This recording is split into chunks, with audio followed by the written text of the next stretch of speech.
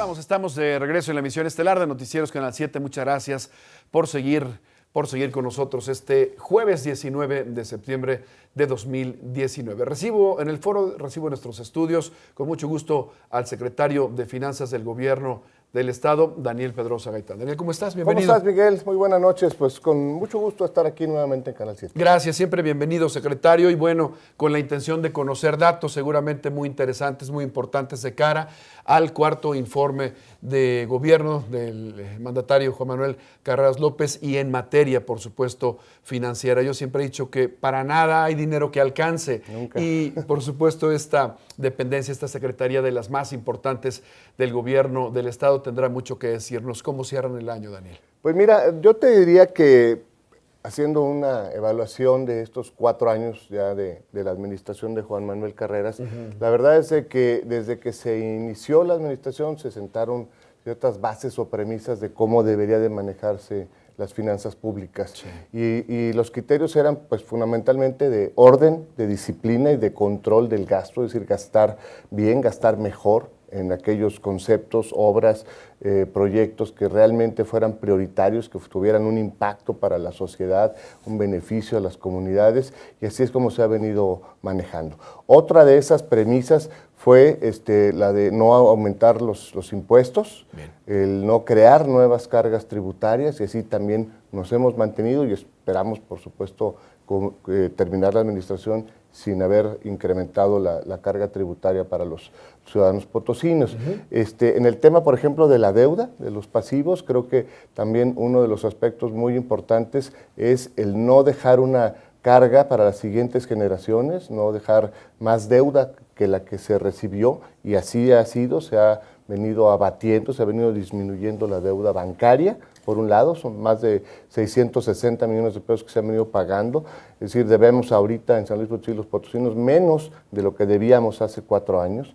Y lo mismo con los pasivos, lo mismo con los adeudos que se vinieron generando en algunos rubros como educación, salud, pensiones, y que bueno, se recibieron así, se han venido disminuyendo, probablemente no alcancemos a entregar la administración en ceros con ese tipo de deuda, pero sí va a haber una disminución significativa. El gasto corriente, por ejemplo, se ha disminuido, el gasto de operación del gobierno en términos reales ha bajado un 10%, es decir, a pesar de que pues, se requieren muchos insumos, gasolina, celulares, aspectos incluso que no son tan prioritarios, se han eliminado o se han reducido sustancialmente, y paralelamente se ha incrementado también el gasto de inversión, es decir, más de un 100% se destina ahora a inversión en infraestructura de lo que se hacía hace 4 años. Estamos hablando de una administración sana. ¿Podríamos hablar así tal cual? En este momento vivimos finanzas sanas en el gobierno del Estado y ya lo has adelantado, secretario,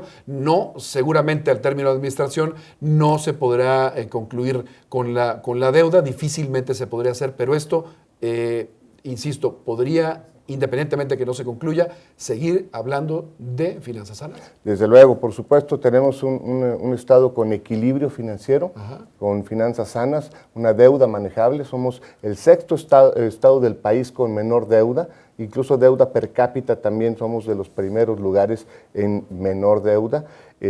La deuda en sí no es mala, tampoco podemos decir que el objetivo es no tener un solo peso de deuda, ¿no? Porque también se detienen las cosas. Tú y yo necesitamos crédito, las familias, las empresas necesitan crédito. No es algo negativo por sí mismo, pero si no se controla debidamente, si se exagera en el endeudamiento, por supuesto que se puede llegar a generar una crisis. Estamos muy lejos en San Luis Potosí de una situación de esta naturaleza. Tú lo dijiste muy bien al principio, los recursos pues no alcanzan para todo. Desde luego que hay muchas necesidades que no alcanzamos a satisfacer. Tenemos que ser muy inteligentes, muy responsables para que los recursos se destinen a aquello, como te decía, que realmente valga la pena y que tenga un beneficio. Siempre va a haber más demandas sociales en algunos temas de las que podemos dar respuesta, pero bueno, así es. El tema de los ingresos, el tema de la recaudación, ¿se está trabajando, secretario, conforme a lo planeado? Desde luego, llevamos un incremento significativo en los ingresos propios, un 25% aproximadamente, en los ingresos totales, es decir, ya sumados los que recibimos de la Federación y los que generamos aquí. ¿Qué porcentaje? Perdón que te interrumpa. Es en cuanto a la Federación y lo estatal. Mira, qué bueno que preguntas eso, porque todos los estados dependemos en gran medida de la Federación. En San Luis Potosí más o menos es un 10-11% lo que nosotros generamos como recaudación propia, los impuestos, los derechos, las contribuciones que pagan los potosinos, cosa que desde luego pues, agradecemos y reconocemos mucho, pero la gran mayoría, casi el 90%, pues viene por participaciones de la Federación o fondos de aportaciones que ya están etiquetados, que esos no son de libre disposición. Y bueno, como vemos, ahora tenemos un escenario nacional complicado en materia económica. El 2020 seguramente, como ya así lo prevé el presupuesto, la iniciativa, todavía no está aprobada, la iniciativa de presupuesto que envió el gobierno federal a la Cámara de Diputados, pues no tendremos un incremento significativo. Entonces eso nos obliga también a ser muy cuidadosos, muy austeros. Y esta parte, obviamente, la participación, las comentó, la participación ciudadana es básica, es primordial para poder mantener estas finanzas, ¿no? Por supuesto, yo debo, insisto, reconocer mucho que en San Luis Potosí hay una buena respuesta de los contribuyentes. Estamos ya por encima de las metas para los tiempos en los que estamos en septiembre. Prácticamente ya llegamos a lo esperado de la recaudación de todo el año. Sí. Todavía nos faltan poco más de 3 meses y seguramente vamos a rebasar lo que originalmente se previó. Y esto gracias a la buena respuesta de los contribuyentes potosinos. Nosotros hemos hecho una labor, primero que nada, de dar un buen servicio, ¿no? De atender bien a la gente que va a hacer sus pagos, bueno, pues que por lo menos lo haga de una manera cómoda, fácil, rápida, y en el caso de algunos servicios que requieren, como por ejemplo licencia de manejo, que es muy común, todos la requerimos para poder manejar un automóvil. Hemos implementado programas de descuentos para que la gente tenga una opción y beneficiar a la economía de las familias. El tema de pensiones, secretario, ¿podríamos decir que es uno de los retos importantes de este gobierno? Desde luego, yo creo que a nivel mundial y nacional, el tema de las pensiones es algo que nos preocupa, ¿no? ¿Por qué? Pues porque, bueno, se ha incrementado la expectativa de vida de las personas, eso por supuesto es algo muy bueno, pero eso hace que viva más la gente y que haya que estar pagando más tiempo las pensiones. Y también, por otro lado, la población tiende a disminuir, por lo tanto, los jóvenes que están en edad productiva son menos que antes, los que aportan a los fondos de pensiones son menos que antes y hay más personas jubiladas. Entonces, esto significa que hay un reto muy importante en materia de pensiones, insisto, no solamente en San Luis, en México y en muchos países. Estamos trabajando nosotros en ese tema, desde luego que por lo menos lo que nos preocupa es dejar al 2021 con los fondos de pensiones sanos, suficientemente fondeados con las aportaciones tanto de los trabajadores como estatales, como del Estado, que deban de cumplirse.